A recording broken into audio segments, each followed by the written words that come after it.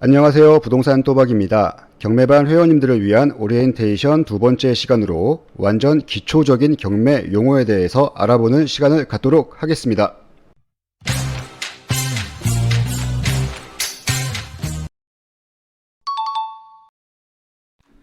부동산 경매에는 두 가지가 있습니다. 사경매와 공경매가 있는데요. 사경매는 채권자가 민간일 때 민사집행법에 의한 사경매이고요. 공매는 채권자가 공공일 때 국세징수법에 의한 경매가 공경매입니다. 우리는 사경매를 배우게 될 겁니다. 이제 사경매. 사설경매지 1페이지를 보면서 용어에 대해서 알아보겠습니다. 여기 1번부터 알아보겠습니다. 2022 타경 1306. 이걸 뭐라고 하느냐? 사건 번호라고 얘기를 합니다. 이 사건 번호가 어떻게 이루어지는지 한번 보겠습니다. 2022 타경 1306. 2022는요.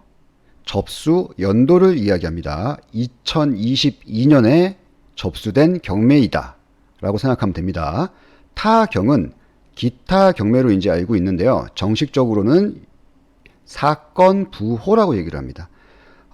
부동산 경매는 타경으로 이렇게 부르자라고 약속을 한 겁니다. 1306은 관할하는 이제 법원에 접수된 접수 번호입니다. 이렇게 세 가지로 이루어지고요. 플러스 물건 번호까지 이제 붙는 경우가 있습니다. 물건 번호는 이따가 한번 보도록 하겠습니다. 사건 구분에 따라서 이렇게 부호가 틀려집니다. 부동산 경매 사건 여기 있네요. 타경으로 부르고요.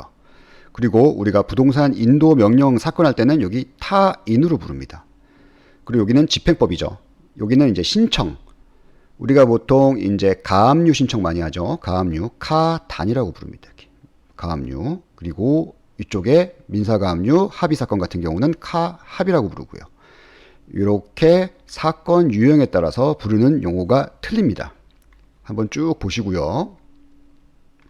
우리가 사건 번호를 이렇게 검색을 하잖아요. 2021 타경 5029. 그러면 이렇게 많은 물건들이 나옵니다. 이게 접수 번호가 이제 구분이 안 돼 있습니다. 이게 어느 법원에서 하는지, 여기는 뭐 통영이고, 여기는 제주고, 여기 인천이고, 성남이고, 울산이고, 막 이렇잖아요. 그러니까 어느 법원에서 이루어지는지 사건 번호가 똑같아요. 구분이 안 돼 있어서 왜 이렇게 구분을 안 해놓는지 모르겠네요. 하여튼 이 법원을 확인하셔야 됩니다. 어느 법원에서 이루어지는 사건인지. 사건 번호 뒤에 이렇게 물건 번호 이렇게 붙는 경우가 있거든요. 뭐 3번, 4번, 5번 이렇게 붙는 경우가 있어요. 이게 왜 붙는지 한번 보도록 하겠습니다. 그 전에 우리가 이제 서울에 법원이 한 5개 있거든요. 법원 위치를 한번 보면서 왜 이렇게 물건 번호가 붙는지 한번 보도록 하겠습니다. 서울에는 5개 지방법원이 있는데요. 서울중앙지방법원은 서초역과 교대역 사이에 있습니다. 여기 서울중앙지방법원. 동부지방법원은 구의역에서 여기 문정역으로 옮겨갔습니다. 옛날 이제 택시 아저씨 분들은 이제 구의역으로 가시는 분들이 있어요. 동부지방법원 가자 그러면. 그래서 이제 문정역으로 옮겼다라는 거 알고 있으셔야 됩니다. 송파구 문정동으로 옮겼습니다. 서부지방법원은 5호선 애호개역에 있습니다. 5호선 애호개역에 있습니다. 남부지방법원은 목동역에서 쭉 내려가면은 있습니다. 목동역에 있습니다. 남부지방법원은. 북부지방법원은 여기 1호선 도봉역 3번 출구 앞에 있습니다. 그림을 보면요. A가 채무자, B가 채권자. A 채무자가 돈을 안 갚아가지고 B가 경매 신청을 한 거죠. A의 재산이 동대문구 휘경동에 있는 아파트에 하나 있고요. 송파구 잠실동에 있는 아파트에도 하나가 있어요. 두 채가 있는 거예요. 그럼 채권자는 둘 다 넣어야 될 거 아닙니까? 돈을 받아야 됐기 때문에. 근데 동대문구 휘경동에 있는 아파트는 북부지방법원에서 관할하고요. 송파구 잠실동 아파트는요. 동부지방법원에서 관할해요. 그럼 서로 관할이 틀리니까 사건 번호가 틀립니다. 근데 여기 강남구 1원동은 중앙이죠. 강남구 압구정동은 중앙이죠. 두 개가 물건이 같은 지방법원에서 관할을 하니까 얘네는 사건 번호를 같게 해줍니다.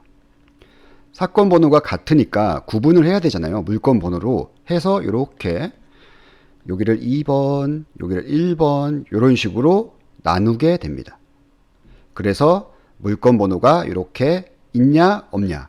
여기도 물건 번호는 있긴 있어요. 예, 이렇게 뭐 1 이렇게 각자 있긴 있는데 여기처럼 이렇게 뭐 3개다 그러면 여기 3, 4개다 그러면 이렇게 4 이런 식으로 뒤에 물건 번호가 붙습니다.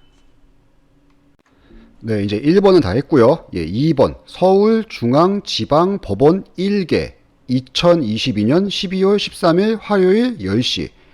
이게 뭐냐면요. 입찰 기일 또는 매각 기일이라고 합니다. 매각 기일은 경매가 열리는 날이라고 생각하면 됩니다.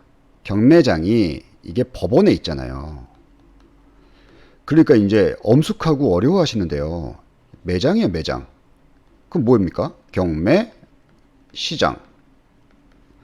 그러니까 슬리퍼 신고 편하게 가셔도 됩니다. 이게 뭐 법원, 임장 간다, 견학 간다 막 그러는데요. 이마트 갈 때 우리 임장, 견학 같은 거 안 하잖아요. 그냥 이마트 가듯이 이마트 시장 편하게 가면 됩니다. 편하게. 가시면은 분위기가 나쁘지 않아요. 좋아요. 분위기 굉장히 좋기 때문에 여러분들이 어려워하실 필요가 전혀 없습니다. 분위기 좋으니까 한번 심심할 때 한번 가보세요. 네, 3번 사건 접수일은 2022년 4월 20일 써있네요. 사건 접수일은 채권자가 법원에 경매를 신청한 날이라고 생각하면 됩니다. 네, 물건 종별은 아파트고요. 토지 면적은 10.88평입니다. 건물 면적은 25.18평입니다. 이거는요, 전용 평수가 적혀 있는 거예요. 25평이니까 이거 33평이나 34평형 얘기하는 겁니다. 4번 토지 및 건물 일괄 매각. 4번 한번 볼게요. 일반 부동산 같은 경우는 토지와 건물이 같이 나오죠. 그렇지만 경매에서는 따로 나올 때가 있습니다. 여기를 보면은 토지만 지분 매각이고요. 여기 같은 경우도 지분 매각이고요. 여기는 토지가 제외되어 있고 건물만 매각이고요.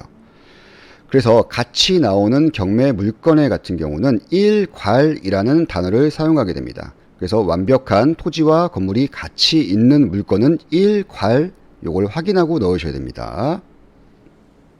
입찰 방법 중 5번 기일 입찰 알아볼게요. 기일 입찰은 당일날 입찰하고 당일날 개찰하는 방식입니다. 그날 청약하고 그날 당첨자 발표일 이런 거예요. 네, 그날 입찰하고 당일날 바로 개찰하는 방식이 기일 입찰입니다. 이쪽에 있는 이제 청구 금액 같은 경우는요. 여기 채권자가 경매를 넣은 사람이 받을 돈, 이 채권자가 청구한 금액인 겁니다. 이 금액은 6번 감정가, 여기 15억이라고 적혀 있잖아요. 근데 잘 보시면 여기 사건 접수 후 한 달 내 조사한 금액이 15억이란 얘기예요. 그럼 사건 접수일이 언제입니까? 4월 20일이죠. 근데 경매는 12월에 진행되잖아요. 그럼 갭 차이가 이게 한 5월에 조사한 거 아닙니까? 5월에? 그럼 한 7개월 정도 차이가 나는 거죠. 이 시간차가 한 7개월 난다. 해당 물건 감정평가서를 보겠습니다. 여기 조사 기간이 5월 16일로 적혀 있죠. 작성일은 5월 18일이고요. 그럼 조사한 기간이 5월이잖아요. 근데 우리는 경매를 언제 넣죠? 12월에 넣잖아요. 그러니까 12월 현재 15억이 적당한지를 조사를 해야 됩니다. 이거는 5월에 조사한 금액이니까. 네, 여기 최저가랑 보증금하고 여기 최저 입찰 금액하고 한꺼번에 공부하도록 하겠습니다.